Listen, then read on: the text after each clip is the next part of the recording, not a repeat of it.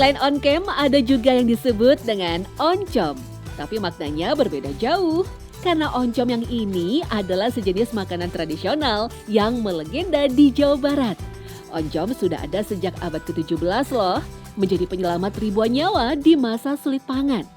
Kalau sekarang sih, siapa yang tak suka kelezatan oncom? Apalagi kalau sudah diolah menjadi nasi tutuk oncom khas Sunda. Dengan tambahan lalap, sambal, dan ikan asin pastinya mantap betul.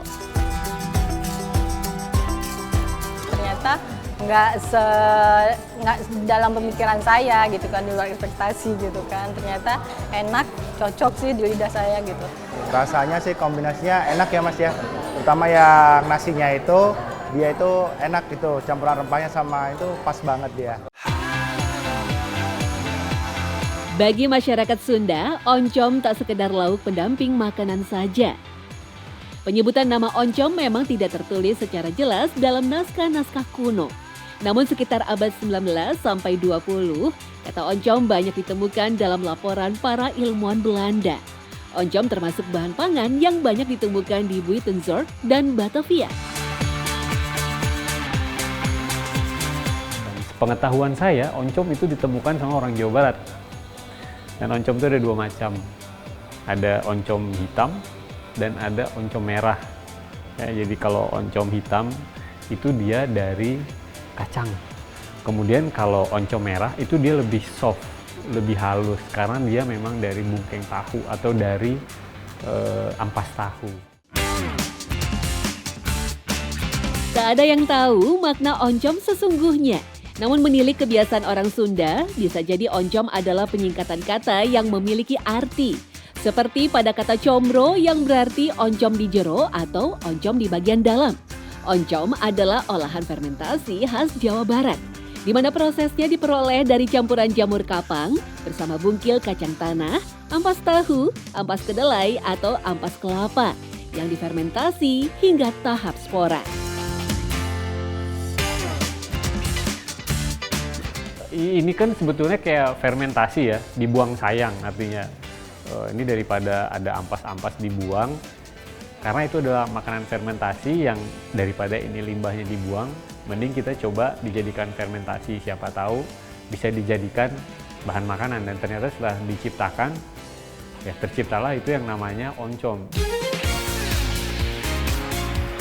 Tak ada yang tahu siapa sebenarnya pencipta teknik pembuatan oncom. Meski merupakan produk sampingan dari sisa-sisa, kandungan gizi pada oncom terbilang tinggi, kaya protein, dan rendah lemak. Alhasil, oncom kemudian menjadi bahan penelitian menarik bagi para ahli pangan dan gizi Belanda. Mereka kagum dengan segala manfaat yang ditawarkan oncom. Cocok dijadikan sumber pangan peningkat gizi di masa-masa krisis akibat perang. Sebetulnya kalau dicampur sama protein, sama ayam juga bisa, sama seafood juga bisa.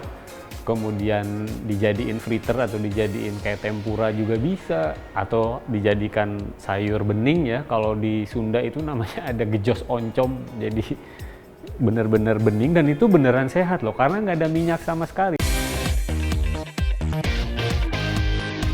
Oncom merah dibuat dari bungkil tahu atau kedelai yang telah diambil proteinnya. Sedangkan oncom hitam terbuat dari bungkil kacang tanah yang dicampur dengan ampas singkong. Jenis oncom hitam populer di daerah Priangan seperti Bandung, Tasikmalaya, dan Garut. Oncom inilah yang menjadi bahan utama pembuatan nasi tutuk oncom. Sementara oncom merah banyak dijumpai di sekitaran Bogor sampai Jakarta. Salah satu produsennya yang terkenal adalah daerah Subang dengan oncom dawannya.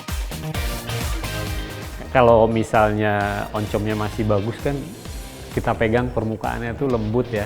Sama kayak tempe tuh ada jamur ya yang difermentasikan tuh yang tumbuh itu masih lembut dan tidak berwarna. Maksudnya ada yang mengeluarkan warna lain dari selain bahan asalnya gitu. Lebih asam karena dia semakin lama fermentasi itu sifatnya gitu ya, semakin lama semakin mengeluarkan asam yang cukup tinggi.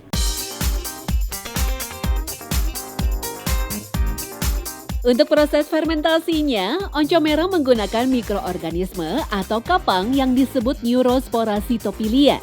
Sementara oncom hitam memanfaatkan Rhizopus oligosporus. Berdasarkan penelitian di jurnal Bioresearch Technology, Fermentasi dengan Rhizopus oligosporus terbukti meningkatkan kandungan nitrogen dan protein dari makanan yang dapat merangsang pertumbuhan dan membangun sel-sel tubuh. Bahkan kalau oncomnya, oncom di Bandung bukan oncom di sini. Dan orang sini dulu kayaknya belum mengenal ya tutuk oncom itu, karena yang oncom di sini mah susah dijadikan tutuk oncom karena kan terlalu lembek ya, karena dari ampas tahu, sedangkan kita dari Bandung itu pakai kacang gitu. Nasi tutuk oncom adalah kuliner khas Sunda yang berasal dari Tasikmalaya. Alkisah, pada awalnya nasi tutuk oncom adalah makanan harian untuk kelas menengah ke bawah di Tatar Sunda. Berawal dari sulitnya memperoleh pangan berupa beras. Untuk mensiasatinya, nasi yang sedikit lalu dicampur oncom supaya menjadi padat dan banyak. Ternyata rasanya enak. Lambat laun pamor nasi tutuk oncom terus meningkat. Naik kelas disukai banyak kalangan. Betul, kalau oncom pahit itu biasanya kalau udah 3 hari 4 hari masih ditutup. Nah itu tadi ada pembusukan sehingga terjadi yaitu kayak busuk ya. Pas disangrai juga terasa pahit. Nah makanya kita itu betul-betul harus hati-hati. Pas begitu di Bandung juga karena udah tahu 1 hari nyampe sini sore itu sudah langsung disangrai. Jadi tidak ada proses penyimpanan. Proses membuat nasi tutuk oncom terbilang mudah. Setelah disangrai, barulah oncom dicampur dengan nasi panas dan bumbu dapur. Selanjutnya nasi tinggal dicetak dan dibungkus daun pisang. Tinggal ditambahkan lauk sesuai selera. Satu porsi nasi tutuk oncom ini dihargai sebesar Rp28.000. Untuk menjaga kualitas, racikan nasi tutuk oncom dibuat oleh koki yang sama selama bertahun-tahun. Jadi memang yang pertama kita si kokinya alhamdulillah dari dulu sampai sekarang tuh ini aja gitu, anak buahnya Pak Atang tidak berubah-ubah. Terus yang kedua kita memang punya khas oncom itu, daerah sini nggak ada gitu, nggak ada oncom. Bersyukur alhamdulillah kita namanya warung nasi tutuk oncom gitu. Ya ternyata ya sampai sekarang kita di Pamulang, di Tangsel belum ada yang ini gitu, yang ikut buka warung nasi tutuk oncomnya gitu. Tak bisa dipungkiri, berkat oncom, masyarakat Sunda yang hidup dalam kesulitan masa penjajahan bisa terus bertahan. Gizi mereka terpenuhi karena rutin mengkonsumsi oncom yang murah meriah. Meski begitu, disarankan untuk tidak mengkonsumsi oncom secara berlebihan, agar tidak mengakibatkan efek samping yang tak baik bagi kesehatan. Kategori oncom termasuk pada kacang-kacangan ya, tahu, tempe, antara 100 gram. 3 kali makan ya bisa 300 gram dengan asumsi bahwa saran saya untuk protein nabati bergantian ya.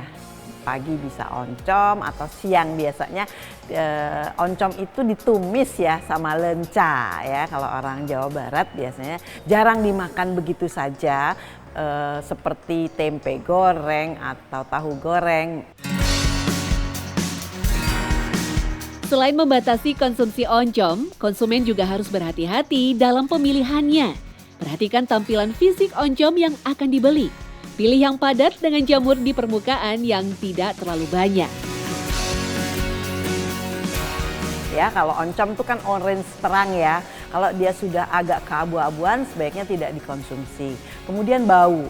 Kalau baunya oncom baru itu segar. Ya, kalau sudah mulai tidak nyaman, tidak enak dicium, sebaiknya dihindari.